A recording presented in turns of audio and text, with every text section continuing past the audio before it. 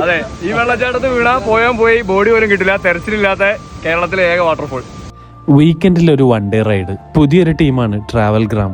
ഊരും പേരും ഒന്നും അറിയില്ല. എല്ലാ ഗ്രൂപ്പിലും ഉള്ളതുപോലെ ഒരു ബ്രീഫിംഗ്, അത് കഴിഞ്ഞിട്ട് വണ്ടികളുടെ ലൈനപ്പ്.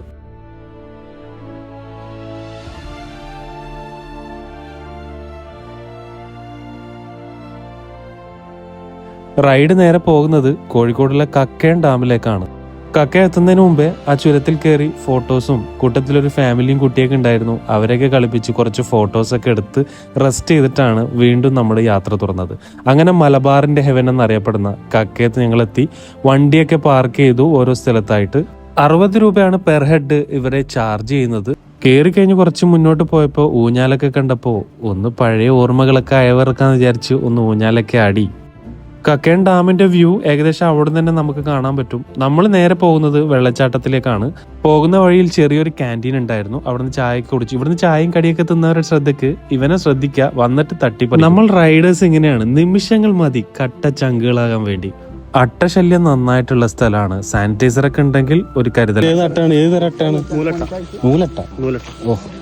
കുറച്ച് നടന്നു കഴിഞ്ഞപ്പോൾ തന്നെ ഉരൽക്കുഴി വെള്ളച്ചാട്ടത്തിന്റെ ബോർഡും ആരോ മാർക്കൊക്കെ കണ്ട് ഇവിടുന്ന് നടന്നു പോകുമ്പോൾ തന്നെ വെള്ളച്ചാട്ടത്തിന്റെ സൗണ്ടൊക്കെ കേൾക്കാം. ഏകദേശം 1 കിലോമീറ്റർ നടന്ന ശേഷം നമ്മൾ ഉരക്കുഴി വെള്ളച്ചാട്ടത്തിന്റെ തൊട്ടടുത്ത് എത്തിയിരിക്കുകയാണ്. കേരളത്തിലെ തെരച്ചിലില്ലാത്ത ഏക വാട്ടർഫാൾസ്. അതായത് ഇവിടെ അപകടത്തിൽപ്പെട്ട് കഴിഞ്ഞാൽ പിന്നെ ആരും തിരയേണ്ട ആവശ്യമില്ലെന്നാണ് ഇവിടുത്തെ ഗാർഡ് ഒക്കെ പറയുന്നത്. അതിനെക്കുറിച്ച് കൂടുതൽ വിശദീകരിക്കേണ്ടതായിട്ട് ആവശ്യമില്ല. പല വീഡിയോസിലായി നിങ്ങൾ അതിന്റെ സ്റ്റോറിയൊക്കെ കണ്ടിട്ടുണ്ടാവും. ഷൂല് വെള്ളം കയറണ്ടെന്ന് വിചാരിച്ചിട്ട് എല്ലാവരും കമ്പിയിൽ പള്ളി പിടിച്ചിട്ടാണ് ക്രോസ് ചെയ്തത്. അത്ര സേഫ് ആയിട്ട് തോന്നിയില്ല. അട്ടയുടെ ശല്യം നന്നായിട്ട് അനുഭവപ്പെടുന്നുണ്ട് ഇവിടെ. അവിടെ കുറച്ച് സമയം സ്പെൻഡ് ചെയ്തിട്ട് കുറച്ച് താഴോട്ട് വന്നു കഴിഞ്ഞാൽ ഇവിടെ ഒരു പാറ കാണാം. മനുഷ്യന്റെ ഷേപ്പുള്ള ഒരു ചരിഞ്ഞ് നിന്നിട്ട് മൂക്കും വായൊക്കെ കാണുന്ന പോലത്തെ ഒരു ഷേപ്പ്. അതിന് നേരെ ഫോക്കസ് ചെയ്തിട്ട് ഫോട്ടോ എടുത്തെടുക്കാൻ അവിടുത്തെ ഗാർഡ് ഫോട്ടോ എടുത്ത് കൊടുക്കുന്നുണ്ട് എല്ലാവർക്കും. അത് കഴിഞ്ഞ് നമ്മൾ നേരെ ഡാമിന്റെ അടുത്തേക്ക് വന്നു. ഡാമിന്റെ അടുത്ത് ഒരു രക്ഷയില്ലാത്ത വ്യൂ, ആ ബാക്കിലെ സീനറിയും, അവിടുന്ന് കുറച്ച് ഫോട്ടോസും വീഡിയോസൊക്കെ എടുത്ത്, പിന്നെ അവിടെയുണ്ട് ഒരു ഊഞ്ഞാല്. നല്ല റീൽസ് ഒക്കെ എടുക്കാൻ പറ്റിയ കിടിലം ഫ്രെയിം. അവിടെ ബോട്ട് സർവീസും ഉണ്ട്. 5 പേരൊക്കെ യാത്ര ചെയ്യുന്നെങ്കിൽ 1100 ആണ് വരുന്നത്. ആദ്യം ഒന്നും അടിച്ചു നിന്നെങ്കിലും ഇതൊക്കെ എല്ലായിടത്തും കാണുന്നതല്ലേ എന്ന് വിചാരിച്ച് ഒന്നും അടിച്ചു നിന്നു. ഫൈനലി നമ്മൾ 5 പേര് ഡിസൈഡ് ചെയ്തിട്ട് ബോട്ടിൽ കയറി.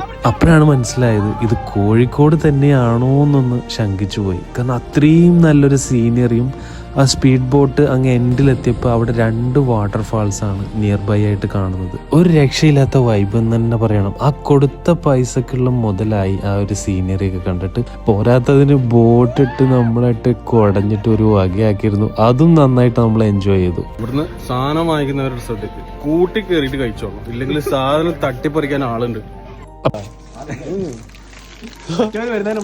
കൂട്ടിന്റെ ഉള്ളിൽ കയറിയിട്ട് ഐസ്ക്രീം കഴിക്കുന്നത്. പുറത്ത് പോയി കഴിഞ്ഞാല് പുറത്ത്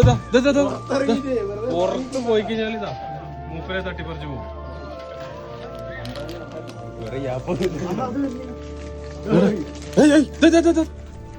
മോനെ